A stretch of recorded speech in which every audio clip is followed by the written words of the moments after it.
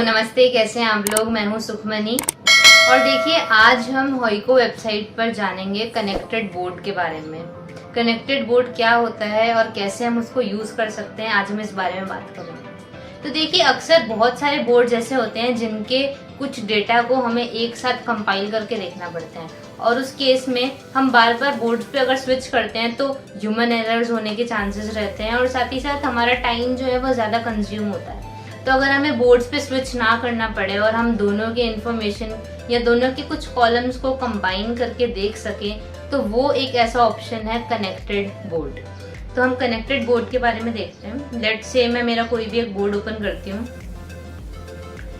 और इस बोर्ड में अब ये जो मेरा बोर्ड है ये कैंडिडेट्स या रिक्रूटमेंट के लिए है। तो मैं मेरे कुछ कैंडिडेट्स को सिलेक्ट कर रही हूँ और उनको जो नेक्स्ट स्टेप होता है इंटरव्यू का उस तक ले जाने के लिए मेरे पास यहाँ पर दो जो है बोर्ड्स इस काम के लिए हैं। तो यहाँ पर मेरा एक है MRF रिक्वेजिशन फॉर्म डेटा। तो इसमें बेसिकली कौन सी पोजीशन वेकेंट है, क्या उसकी आईडी रहेगी, कौन अप्रूव करेगा, ये सब जो इन्फॉर्मेशन बैकएंड पे रहती है वो है मेरी इस बोर्ड में।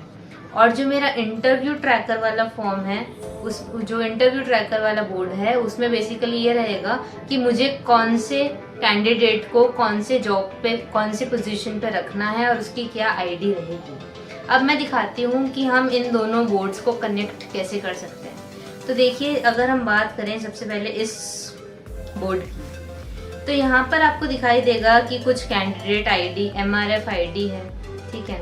अब यहाँ पर मैं एक कॉलम क्रिएट कर रही हूँ और ये कॉलम है मेरा जॉब आईडी का। यहाँ पर जॉब आईडी है, मेरे पोजीशंस कुछ वेकेंट है जो उसके अकॉर्डिंग जो यहाँ पर असाइन की गई है। अब मैं चाहती हूँ कि मेरा जो इंटरव्यू ट्रैकर वाला बोर्ड है उसमें ये जो जॉब आईडी है ये मुझे दिखाई दे, यानी कि कनेक्ट हो जाए बेसिकली मेरे पोजीशन के साथ में।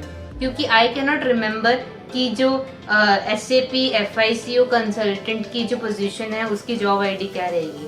तो सिंपली मैंने उसको असाइन करके कनेक्ट कर दिया और मैं जिसको जो पोजीशन असाइन करूंगी उसे उसके अकॉर्डिंग वो जॉब जो है वो मिल जाएगी। तो यहाँ पर मैंने क्लिक किया इंटरव्यू ट्रैकर पे।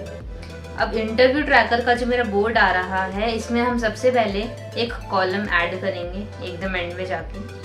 तो मैं यहाँ पर एंड में जा रही हूँ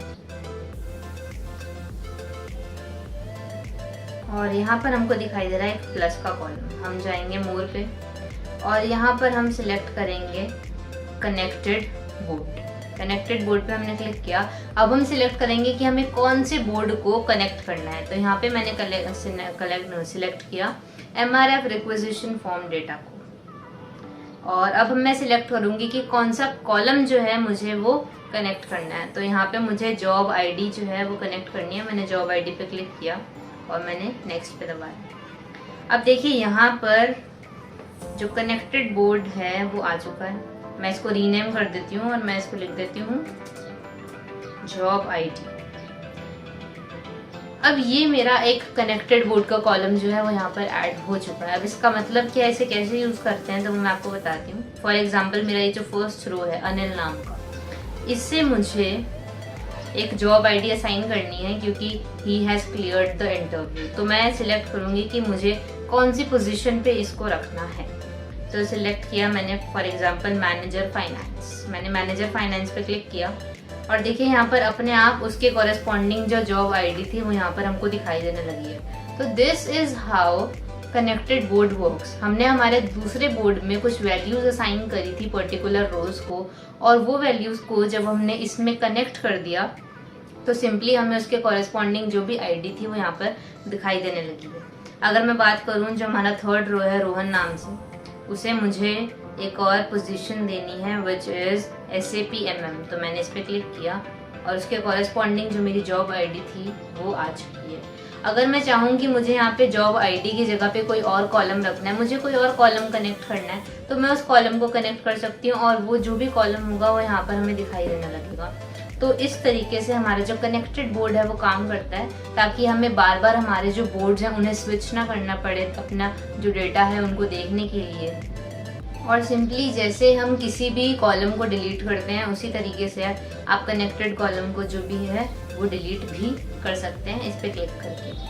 तो इस तरीके से कनेक्टेड कॉलम वर्क करता है एंड आई होप कि आपको इससे और एक्सप्लोर करेंगे and you will love this. Thank you so much.